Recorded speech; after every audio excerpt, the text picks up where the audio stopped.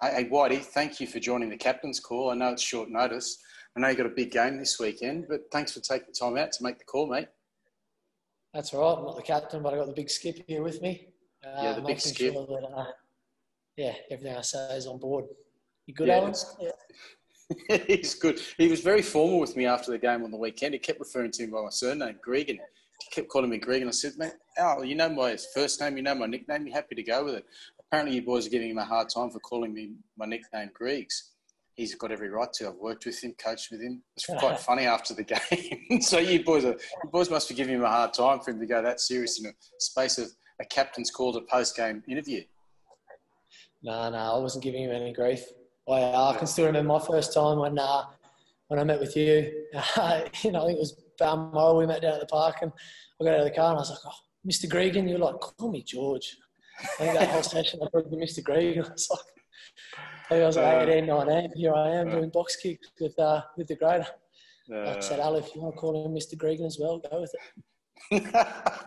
Oh, you can put that aside now, boys. You know where I stand with that. But hey, let's get to you, mate. Like I think, firstly, welcome back home to Oz. You've had a few years abroad. Obviously, part of the Rugby World Cup squad last year.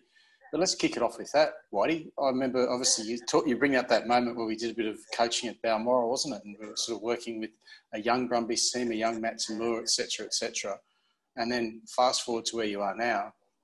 Explain to us what that journey's been like, but particularly the overseas, because you left overseas around 2015. What was that been like with you and your family? Yeah, I've done things a little different to, I guess kind of a lot of players who've played in Australia. I left early. Kind of decided young that if I ever got the opportunity to play overseas, I'd take it. Post rugby, I don't think any job I go into is going to give me the opportunity to travel the world. So I thought I'd jump at that, and an opportunity to go to France and go to England, and we really enjoyed it. Footy's a bit different over there, but I think I learn a lot. I think I'm a much more balanced nine now, and I was pretty lucky to be a part of two really good teams over there. I've been under some really good coaches, learned a lot, and the opportunity to come home is something that's not lost on me. A lot of guys leave and would love to come home. There's probably a lot of guys overseas that would still love to come home, but not everyone gets that opportunity to actually do that. So to be able to come home, come back to Brums, be a part of that World Cup squad, and I feel very lucky. So I'm just taking each day as it comes now, and pretty grateful to be back here. Yeah, well, that's great that you are back, and there's some really good things that you pointed out in that answer there. You spoke about coming back a more balanced and complete player as a nine, but also having those different experiences under different coaches. I know it was Montpellier in France, and obviously when you went to Exeter with the Chiefs there, just explain some of those learnings, which is a difference, because I think that is a common theme when players go overseas and they do return. There is that word balance and that complete experience, which you mightn't get just by staying here in Australia. Yeah, I think I'm not really sure exactly what it is, but maybe being on the other side of the world, you just feel like you're a long way from the pressure of being under the microscope here in Australia, and I felt just a little freer in the way I was playing. We played a very certain style down here early on in my career with Jake, and we played that pretty similar style in France at Montpellier. Then I went to Exeter, and it was a very different experience for me. It was a lot more ball in play, high face count, a lot of bloody running at Exeter, a lot of wide to wide, and just a lot of running in general as a nine. They really encouraged the nines to scoot. I ran the ball a lot more there than I had previously, and I really enjoyed that part of the game. I was looking forward when I got the opportunity to go to Exeter. I knew what they were about. They love to play, fatigue other teams and play with the ball in hand. And like I said, I played a very kicking style, and then kind of flipped it on its head and went kind of more. Let's play as many phases as we can, and like I said, a lot of running, but I enjoyed that. And between the two, I started getting the balance. And look, I would have loved to have got that a little bit earlier in my career, but well, that's part of the I evolution. feel like now it's not too late. So I do feel like I'm evolving a little and feel a bit more balanced. And just excited for what's ahead now. Yeah, it's a good point. Like, I'm not going to labour too much on the technical. I didn't do it with Al, who's standing behind you. I haven't done it with too many other sort of interviewees, but we've obviously played the same. We've played the same position as a halfback. I remember doing a bit of work with you. I think it's something which needs to be encouraged by coaches in terms of there's always the bread and butter of passing, a good box kick, another short kicking or a longer kicking game, which you see with all world-class nines. But that ability to adjust and run at the right moments and encourage the nines to run, I think that was evidenced last year with your break into the Wallaby team and that wonderful victory for the team, the Wallabies against New Zealand. It's important to have as a nine, isn't it? And that's something you can never encourage someone to do it earlier enough in their career, I believe.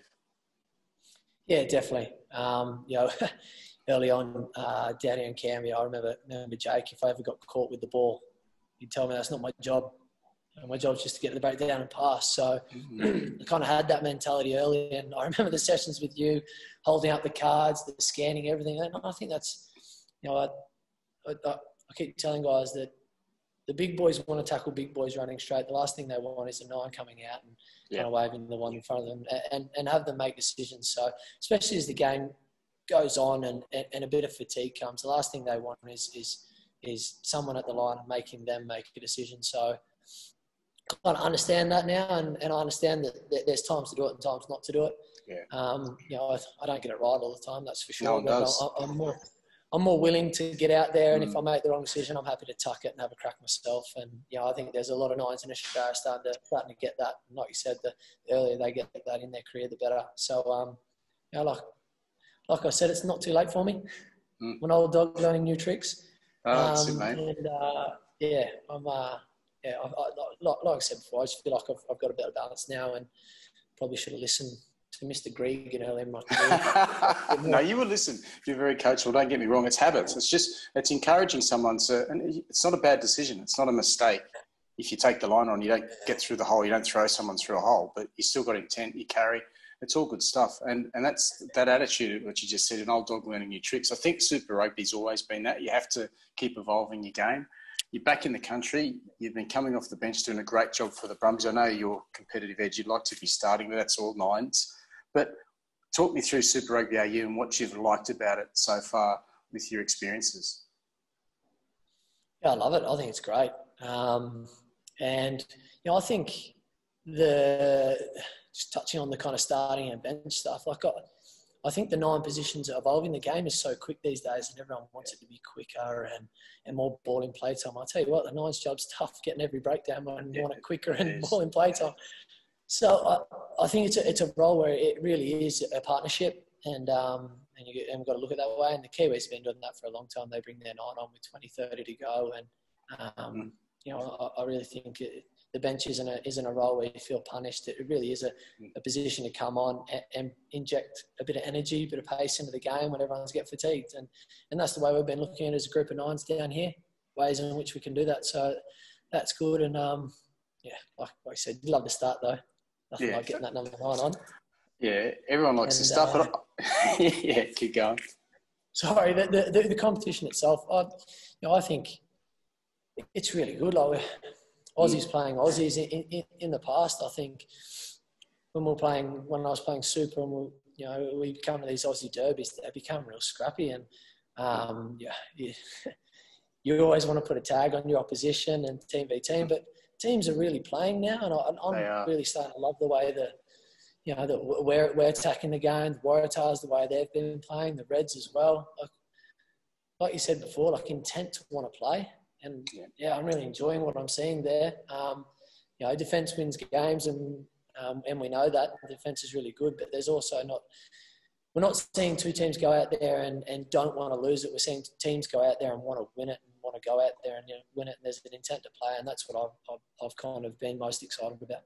Yeah, it's been great to watch because just alluding on that point, I think the teams which have been successful, and the Force have missed out, that they just haven't had that ability to compete for 40, 50 minutes. No one's ever going to play 80 great minutes, but they've just dropped in and out of games and that's hurt them. But that'll come through just getting exposure and getting over the hump, so to speak.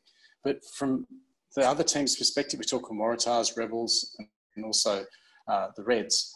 Their ability to score tries, it's been evident in terms of how they're attacking. 2-3+ tries a game, no problem. The Brumbies obviously leading in that regard. You mentioned defence wins games, but I'll tell you what, history shows bar probably 1998, attacking teams win Super Rugby AU or Super Rugby tournaments. You still got to be able to get as many points as you can, more often than not, hopefully through tries. I think that's critical, isn't it, in terms of the attack? Yeah, definitely. I remember before leaving here, Bernie used to have a stat, like if you scored X amount of points, I think it was 22 points in a game, your chances of winning the game, went from around kind of that 50, 60%. Like if you scored 22, it was like something like 90% that you win the game. So if you get to a certain amount of points and you've got to be able to score, and like you said, teams are pretty potent at the moment. Like defence wins, but you've got to be able to score tries, and everyone's able to score tries. Like I'm just, like you said, that everyone's showing the intent to want to evolve their games and to be able to score tries, and they're scoring them off nothing. You know what I mean? Like the Rebels did it on the weekend. They looked like they were out and gone, and then bang, like Marika scores in the corner, and there's real hunger there to want to go score tries rather than just like sit back and play a little bit tight, and that's been the case before. Let's not lose the game. Teams are going out there to want to win it. Yeah, and I think that sort of attitude and that intent's right through all the Australian teams, which I think bodes well for who knows what the national team's going to look like. Who knows what the competition, international competition. I know you want to jump ahead, but that's exciting, isn't it? And has there been much communication with any of the national coaches? I know publicly, I don't think it's been going for a while, but it just was released like players of national interest. Has there been much chat around that in terms of what they're happy with, in terms of the players who are part of that squad? Yeah, I think they're talking to us. They've done like a kind of strengths and weaknesses and areas we can work on, and all the players have been given those. Obviously, it was a bit difficult with me. The other guys were playing kind of 5 or 6 rounds here and be able to get that. I hadn't played in a while, so I've been given mine, and areas to work on is good, but what it looks like, not sure. And it's good. There's competition for spots all around, and nine's no different to everywhere else. I've got a number of great nines playing really well at the moment. So I think everyone's got their individual work-ons, but at the same time, I think the competition for spots is really heating up, and that's what's going to drive us to want to evolve and get better and better. And you're seeing that certainly in the number 9 jersey. Yeah, we've seen that across a lot of positions. You're seeing the front row, tight forward, back row especially, back 3. You mentioned it. There's nowhere where there's not competition, which I think is fantastic for the game moving forward. But like you talk about moving forward, we've touched that little bit of a taste of what it might look like. That's the unknown. If your team's doing well and you're performing well in your team, that sort of takes care of itself, the national stuff. But this weekend, we're playing, the Brumbies are playing against the Reds, which is a great contest, which I think might go a long way to seeing who you might play in 2 weeks' time, because you've already locked in the final. What's the energy and what's the focus like going into this Reds game this weekend up in Brisbane? We've spoken about a lot about just staying in the moment within the training week, and you can get excited for these games and play the game too early within your head. We're just really excited to test ourselves. We got that reward on the weekend of getting that home final.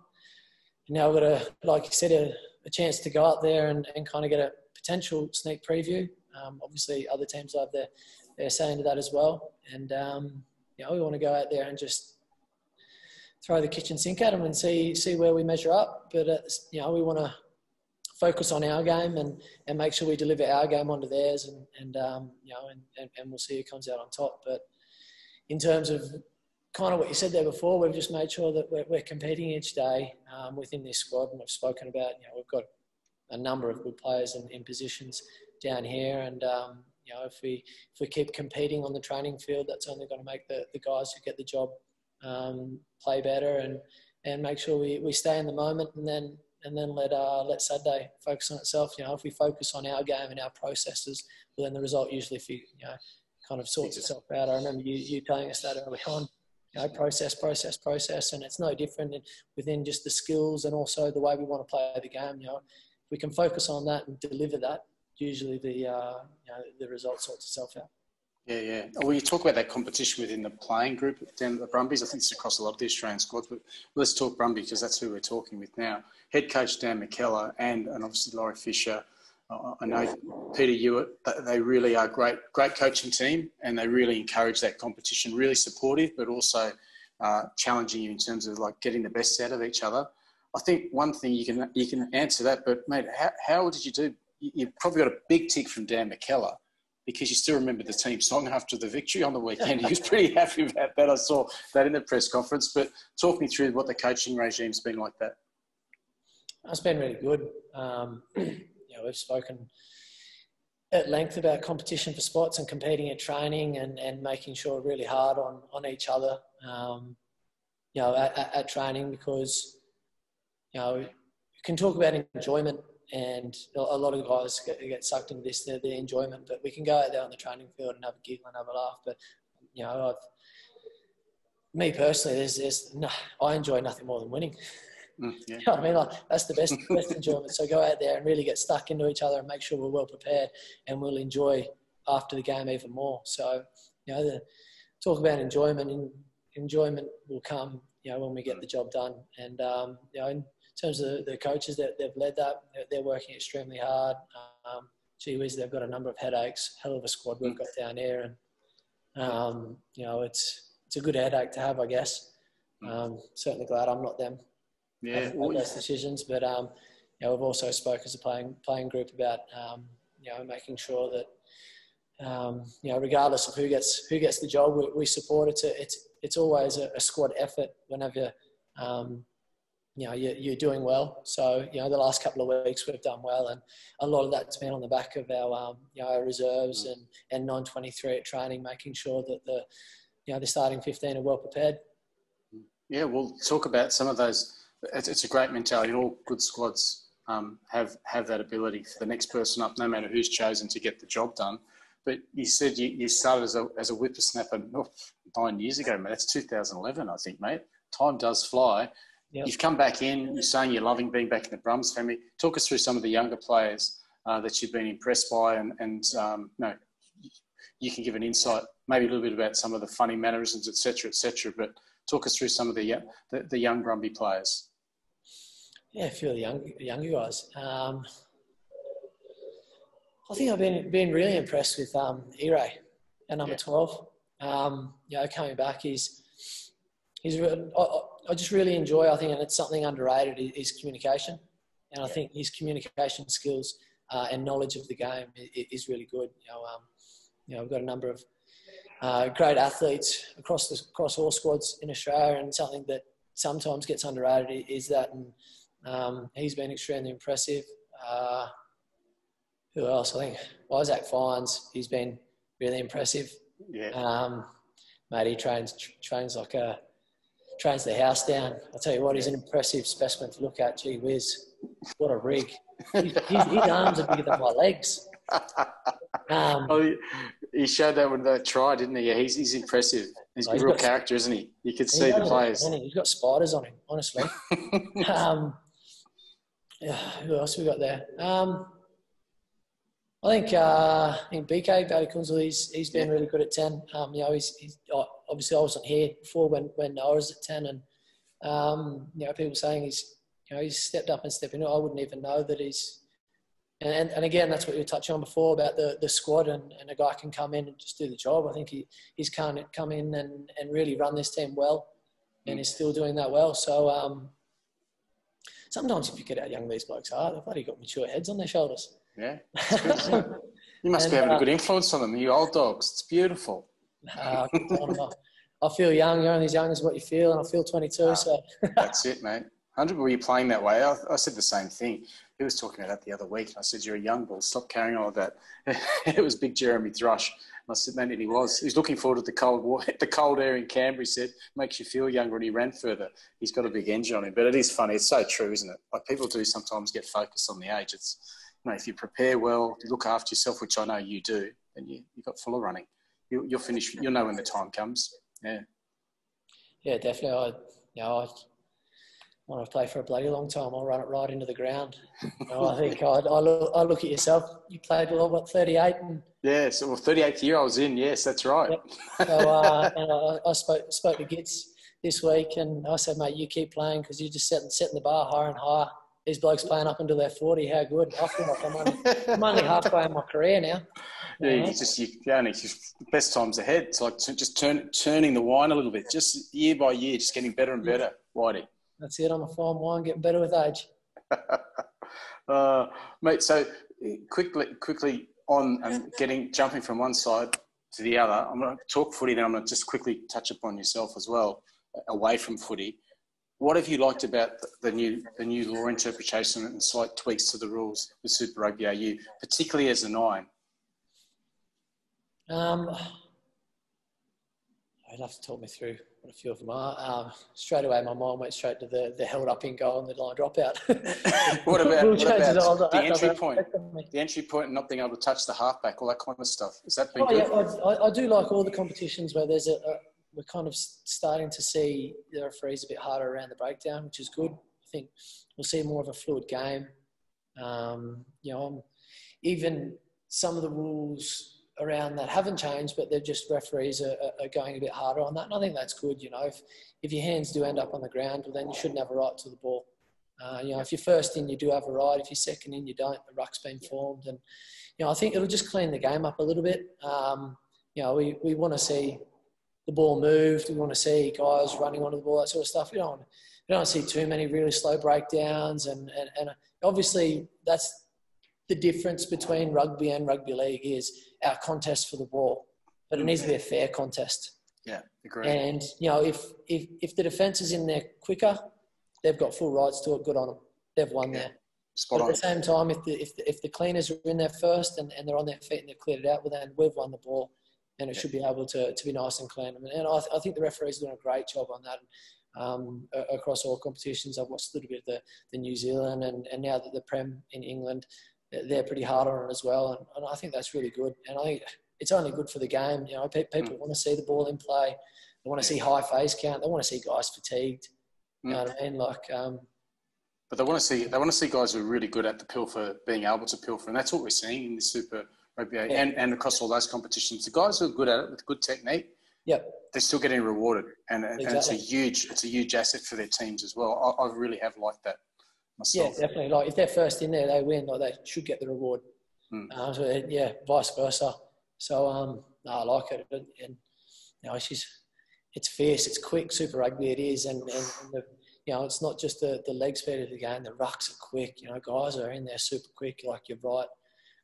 That they'll be pretty quick on the weekend in there. So the clearers have got to be pretty quick. And we've got some guys pretty quick in there on the ball as well. Will Miller's no really fudge there. So like you said, it is rugby's biggest difference is every breakdown, like every facet of the game should really be a contest for the ball. Yeah, that's true. And what about the kicking? Have you liked the 50-22, 22-50s? Certainly, it's something kind of you got your mindset around that's kind of changed. Like when you get around halfway, you can really look for space. It does hold guys in the backfield. I think you're seeing a little bit more now. 2 guys back, just kind of parking up on the 15s, and then the wingers high. So not sure how much of an impact it's had on what they thought it would. But at the same time, teams are looking to cover that space more. It probably creates more run space. Yeah, well, I think there's a balance. There's the kicking. We saw some great tries from kick return, like from Tom Banks and the team last week, but across a lot of the matches I've watched, because you're having to have 2 or 3 back, you can say, well, we can hang on to this and let's bring them up, and then maybe it opens up for the kick. So strategically, it's good for the attacking team, but you've got to be on your toes as a defensive team because you don't want to leave that space vacant for someone someone's got a good low kicking game or can make it bounce and chase. So I've really liked it, particularly at Leichhardt Oval, which sloped away. Yeah. I think I called about 2 or 3 weeks of games there, and there's a lot of 50-22s because of that. Yeah. It did. And I tell you what, it change a game. Like you go from you plug it up in there in the corner and you're running up and you've got the ball and here we go. On the front foot. So no, it's good. Like I said, it's just a little mindset change to be looking for different types of space that probably weren't there when the rules weren't there. So it's like I said, it can sometimes open up space that you're not expecting though. You know, like you're just saying there, because of the new rules you think, oh, we'll look for that space, but then all of a sudden it opens up a different sort of run space or short kicking space. And, you know, we just got to be really good at being able to identify that. We've been working pretty hard at that. So hopefully we can reap the reward of that. Yeah, it's been an interesting time. It's been an interesting year because of COVID. And I've spoken to a lot of players about how they dealt with it. I think we're so far into it, everyone's found Super Rugby AU post-COVID a great competition to be part of. But I think one of the common themes everyone I've interviewed so far is the importance of having some things that you're doing away from rugby, which you probably took for granted previously. Has that been the case for you as well? I've been pretty lucky that in that I've had my second little boy during this period. So like I've actually been able to be home to kind of, you know, like help out my wife Mel, you know, with the two boys, and you know, we had him all over there in the UK, and we're in lockdown for what was it, like 90 days or something like that. So I was home 24/7, being able to help, and that was a bit of a silver lining, really. You know, to be able to be there for that. You know, with rugby, we miss a lot of things. You know, sometimes away completely for long periods of time, and yeah, it was kind of nice there. So just enjoying that. Now at the moment, it's good to have the family back in Australia. Yep, which is good. Got my two little boys, and no, mate, that's something that I've kind of like, you know, I don't want to say that COVID's been good because bloody not. It's a disaster, but that's been an upside of it. No, you can say that. I think definitely you can definitely say that. That's one of those things which is, yeah, it's a real positive that comes out of it. So no, it's been good. Got my little boys down here now in Canberra. We're out on the ranch out there living on Dr. McCaffrey's farm with Big Skip as well. That's it. Our own little Brady bunch, little Brumby bunch out there. Did you go fishing for yabbies, that sort of stuff? What are you doing, mate? Bring some tucker back home for the family. There's not a whole lot to do, but yeah, I feel like we've got enough firewood for half of Canberra. We just when I'm bored, I just jump on the quad bike with Lockie as well, and his little girl, and we go down and just chop up firewood and take it back. That's brilliant. Oh, it's brilliant stuff. Well, mate, I know it's coming to that 25, 30-minute mark, and I know it might be time for training or recovery or doing something. You got to prepare for the Reds this week and also the coming weeks. Mate, thanks for taking time out on the captain's call. As always, Whitey, good luck this week. Good luck for the remainder of the tournament. Thanks, George. Really appreciate it. And yeah, it's good to be back. And yeah, thanks. They're good. Good on you, mate. See you, Whitey. Cheers.